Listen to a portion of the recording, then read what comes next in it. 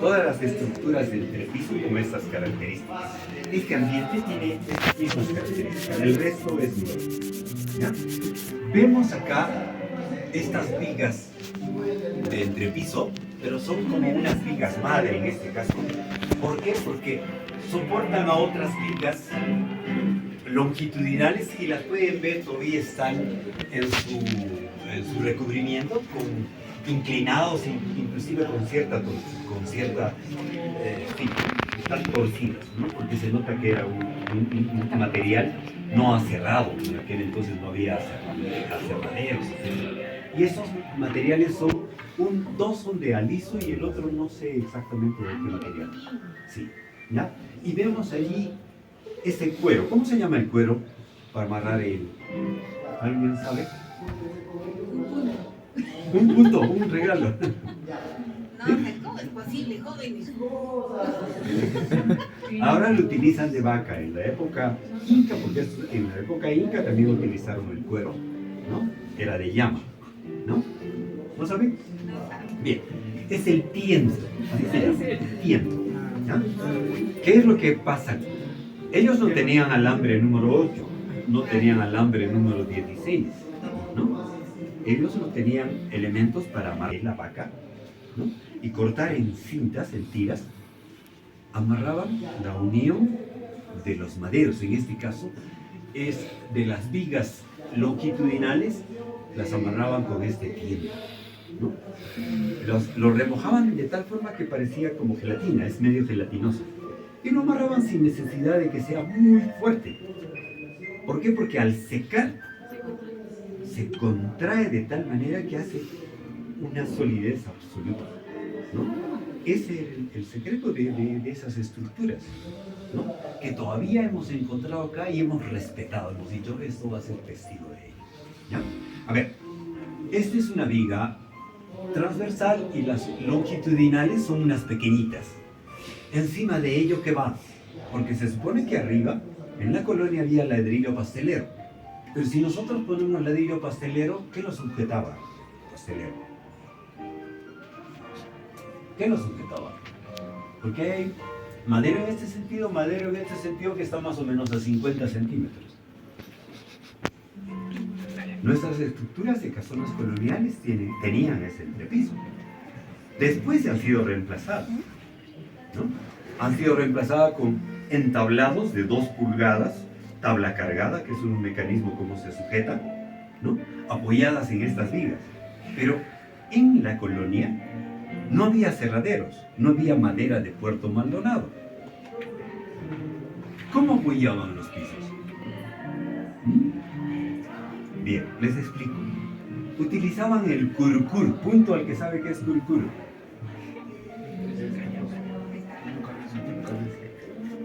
Tipo carrizo. Ya. ¿Quiénes son los que ya tienen premio? Tú y ¿alguien más participó? Tú. Háganme acordar. ¿Ya? Es un carrizo que viene de cierta altitud de nuestra selva alta, vamos a llamarle. Es alrededor de la altura de Machu Picchu, más o menos. Un carrizo que no tiene hueco, que es sólido, ¿ya? Y encima de estas vigas longitudinales se hacía una trama de curucur, en ambos sentidos, amarrado con tiento, ¿no? Se sobreponía en estas vigas longitudinales y se le echaba tierra. Más arriba, otra capa. Se le echaba tierra. Otra capa. Tierra. Y encima de esa tierra ya compactada, se asentaba el ladrillo pastelero con barro. Posteriormente lo hicieron con yeso, ¿no? Por eso en las edificaciones antiguas que todavía en San Pedro, Calle Nueva y en todo nuestro centro histórico que no se ha tocado, hay este sistema de estudio. Nosotros hemos encontrado trabajos restaurativos. Por eso tiene unos entrepisos que desde las vigas longitudinales, casi 50 centímetros, entre curcur, tierra, y ladrillo pastelero, soportan estas vigas de madera, de troncos rollizos. que utilizaban en la colonia. ¿Qué madera se utilizaba? ¿El eucalipto? Pino. ¿Pino? ¿El eucalipto había en la colonia? No. ¿Pino había en la colonia? ¿No? Entonces, todas esas casonas eran con madera nativa de acá. Y predominaba el aliso. El aliso es un árbol que tiene ciertas características apropiadas para la construcción, por ser más o menos recto. Y lo bueno de este aliso es que es también tallable, no es como el cedro, pero sí se puede tallar. Hay balconería tradicional con aliso, que es la que utilizan. Dicen que el Cusco era un bosque de alisos, que todo el Cusco tenía árboles de aliso. Pero para hacer estas edificaciones de la colonia, depredaron, porque todas nuestras casonas antiguas y coloniales tienen entrepisos, estructuras de techo, puertas, balcones, balaustres de madera aliso. Entonces, de alguna forma se ha degradado. Y quien ha sustituido ha sido el eucalipto, que es lo que se utiliza para todo lo que ahora hacemos. ¿De acuerdo? Al igual que estos elementos que están escondidos, ¿no? Lamentablemente están escondidos, que hay que ponerlos a consideración de todos los que amamos el patrimonio, ¿no? Todos las cimentaciones y sobrecimentaciones son enlucidas con cemento, con yeso o barro, so pretexto de que la modernidad, a veces como esta, porque es rectito, es finito, es pintable, etcétera, ocultamos elementos como este arranque de esta arquería que hemos liberado para que veamos la piedra. Ya lo vamos a ver al salir, ¿no? O allá en estos elementos, ¿no? ¿Y por qué no se debe de poner cemento a las piedras? Eso está posteado. ¿Por qué no debemos de poner cemento a las piedras? ¿O por qué le ponen cemento a las piedras de los muros de adobe? So pretexto de que la humedad... Perdón. Yo he tocado. Sí, he tocado. Estaba golpeando. Perdón, pero... he tocado esto bien. Bien. Lo que pasa es que el Cusco está encima de una laguna. Siempre ha dicho eso. Y hay evidencias de trabajos que hemos hecho de edificaciones nuevas y de restauración. Se encuentra mucha humedad. Por debajo de nuestra ciudad corre una cantidad de manantes de agua. ¿No? La Avenida Sol, a los 6 metros cuando hicimos el hotel San Agustín Plaza. 6 metros. Y a otra parte estábamos 6 metros de correr. Esa humedad en todas partes, por capilaridad, ¿no? Los cimientos, los revestimientos y los muros aspiran esa agua. ¿Ya? Aspiran. O la lluvia, cuando cae al adobe, la humedad baja hasta los cimientos. ¿Y qué hacemos al ponerle revestido de cemento? Hacemos que esa humedad, por capilaridad o por la lluvia, se almacene en ese espacio. Ese adobe que está entre cemento y cemento está totalmente húmedo, está haciendo cada vez más barro. Y en vez de cubrir por la lluvia la humedad hacia el barro, estamos evitando que la humedad del barro salga. Pasa un año y la humedad sigue. Y el siguiente año se incrementa. Y ese adobe, como ya hemos hablado, se pudre, la paja se deteriora. El barro llega a ser tierra en cubos. Entonces, el liberar esto hace que la humedad que está adentro, porque la piedra y las juntas entre piedra permiten respirar a los muros. Por eso dicen que una casa es viva, ¿no? Por eso le llaman patologías, porque es una enfermedad. Y parte de la patología es que esa humedad está ahí adentro y hay que dejar respirar. Entonces, el tener las piedras liberadas como estas permite que esa humedad interior pueda expulsar, ¿no? Y hace que se mantengan esas estructuras. ¿De acuerdo? Pasemos. Eso se llama el chiplón. Características arquitectónicas son bastante diferentes con relación al primer patio, primer clavo, ¿no? Y ha sido construido por etapas. Se nota que esta crujía de allá para allá, por la envergadura de los muros, por las características arquitectónicas, es la más antigua. Posteriormente debieron haber hecho esta y posteriormente esta, y acá había una crujía que colapsó por el nivel de deterioro y ha sido restituida con esta edificación nueva que luego vamos a ver. Y como todo, la edificación tenía deterioros de diferente índole. Y una de las patologías que se encuentran mucho en nuestro centro histórico de las Casonas es que como son construidas por etapas o por partecitas, ¿no? Esta edificación con la otra muchas veces no se amarra, no se hace trabo, ¿no? Se hace este bloque pegado al otro. Entonces ya está funcionando aquel diferente, este diferente. Y muchas edificaciones, muchos ambientes dicen, no, yo quiero un ambiente grande, pero después se desaniman, no, yo voy a hacer uno intermedio. Y hacen una división en el medio. Y exactamente acá, de este ambiente hay un muro, ¿no? Que junta el muro longitudinal de acá y el muro longitudinal de acá.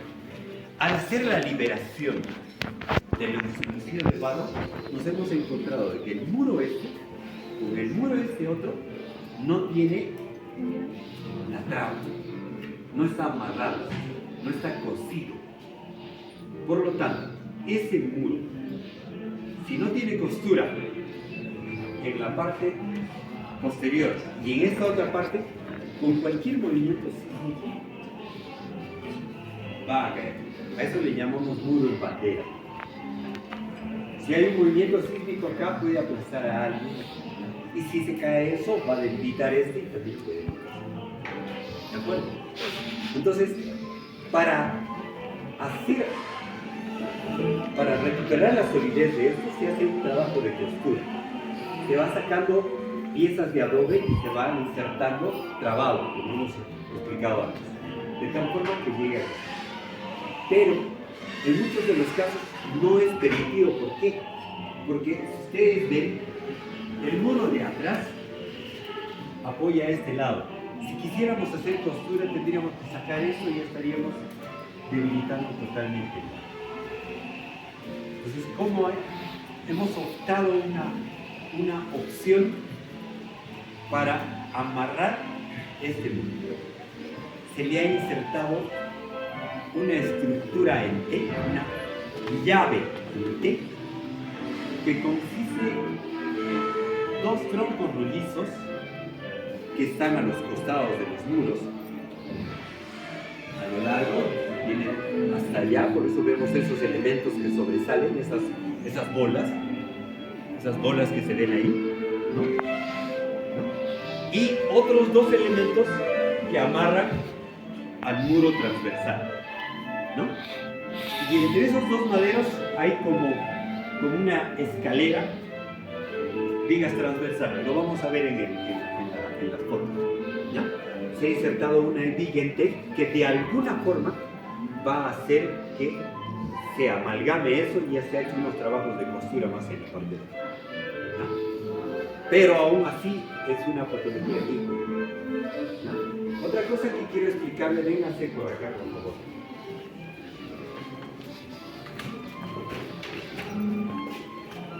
Mirando aquel lado. Ya. Vamos a ver el muro de la derecha. Vean que esta es una edificación más antigua, ¿ya? Y vean la longitud de este muro y la cantidad de elementos, ventana o vanos o huecos que tiene este muro en la parte de primer nivel y segundo nivel, ¿no? La proporción que existe en la cantidad de huecos y la cantidad de muro. más el ancho que tiene este muro, quiere decir que nuestros antepasados en la colonia, probablemente desde la época inca, tenían mucho cuidado con sus edificaciones. Probablemente eso fue construido posteriormente y finalmente este otro. Ahora, vean que este es de adobe.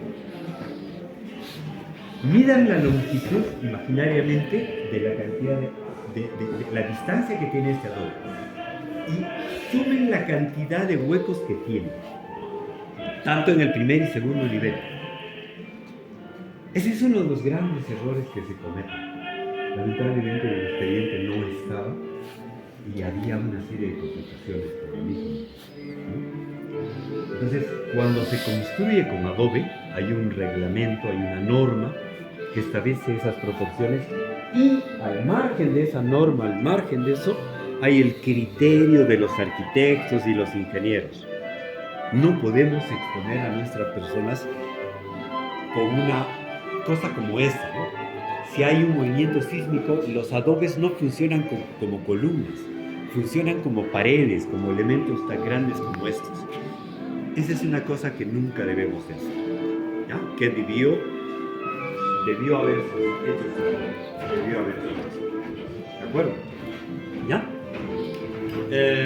También se han hecho trabajos de reparación o sustitución de los elementos de patio, del empedrado, ¿no? Se han hecho trabajos de ingeniería de instalaciones eléctricas. ¿Por qué? Porque nuestras edificaciones siempre tienen colgados los elementos. Acá se ha empotrado todito, se le ha dotado de los tableros suficientes como para, de acuerdo a la norma, la estructura de esto, se le ha dotado en todo el sistema, en todos los ambientes, sistemas de alarma contra incendio. Vemos los sensores de humo, vemos los sistemas de alarma.